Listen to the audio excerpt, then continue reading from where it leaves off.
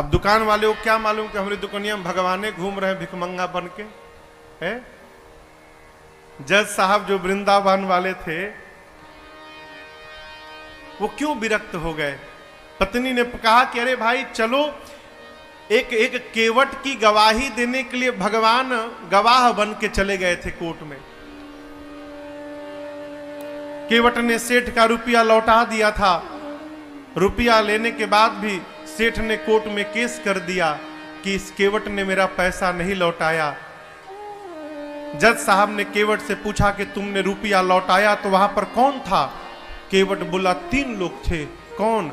सेठ जी, मैं और मेरे राम जी थे, मेरे रघुनाथ जी थे वहां पर।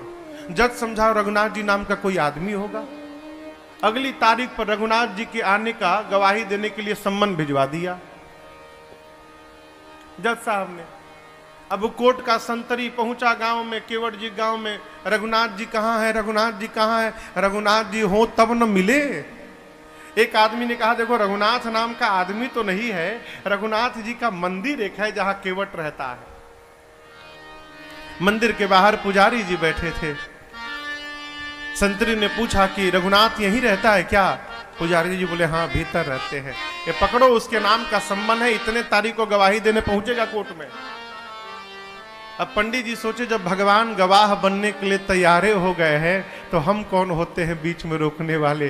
पंडित जी सम्मन ले लिए और ले जाकर ठाकुर जी के चरणों में रखकर बोले प्रभु आज तक आपके लिए मिठाई आया, आज तक आपके लिए आभूषण आए, आज तक आपके लिए वस्त्र आया, पहली बार प्रभु आपके नाम का कोर्ट से सम्मन आया है। और बहुत विश्वास करके उस केवट ने जज के सामने आपका नाम लिया होगा प्रभु, उसका विश्वास टूटने मत दीजिएगा। जिस दिन तारीख थी ना उस दिन पंडित जी सबसे सुंदर कपड़ा ठाकुर जी को पहनाए। क्यों? आज ठाकुर जी कोर्ट में पहुंचेंगे तो भगवान सुंदर लगने चाहिए। भगवान फटा पुराना कपड़ा पहने, लाठी पकड़े, बूढ़ा स्वरूप बना के हाथ ऊपर करके हम ही रघुनाथ है पहुंच गए। और ऐसी गवाही दिए कि पहली हियरिंग में ही केस समाप्त। सेठ को सजा हो गई, केस तो समाप्त हो गया, लेकिन जज साहब डिस्टर्ब हो गए। सोचने लगे भाई आज तक तो ऐसा कोई गवाह आया ही नहीं जो एक ही बार में केस को ही समाप्त कर दे। कोर्ट से निकल के अपने चेंबर में गए, केवट को बुलाकर बिठाए। बोले ये बताओ कहां रहते हो तुम? रघुनाथ जी के मंदिर में मैं रहता हूं। तो जज साहब बोले कि जो रघुनाथ आए थे? बोले जी जी। तो उनको लगा कि वो मंदिर बनवाए होंगे। तो जज साहब बोले लेकिन तो गरीब लग रहे थे और लग नहीं रहा था कि वो मंदिर बनवाए होंगे। केवट ने कहा प्रभु वो मंदिर बनवाने वाले रघुनाथ जी नहीं थे, मंदिर के भीतर बैठने वाले रघुनाथ जी आए थे। जज की मति हरा गई हो, कांपने लगा। संतरी को बुलाकर बोला सही सही बताना तुमने किसको सम्मन दिया था?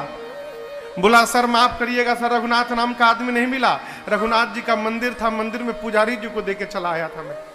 तो जो आए थे वही पुजारी, नहीं पुजारी जी ये नहीं थे, दूसरे थे। जज को पूरी बात समझ में आ गई।